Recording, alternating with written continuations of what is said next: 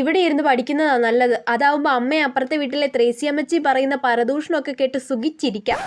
Accounting is an art of recording. എന്റെ പൊന്നു കൊച്ചെ, ആ ടീനയുടെ മോളുണ്ടല്ലോ, അവള് വെറും അഹങ്കാരിയാണെന്നേ. എന്നാൽ ഒരു ദിവസം ഞാൻ കണ്ടതാ ആ കൊച്ചൊരു ചെറുക്കന്റെ കൂടെ ബൈക്കിൽ കയറി പോകുന്നത്.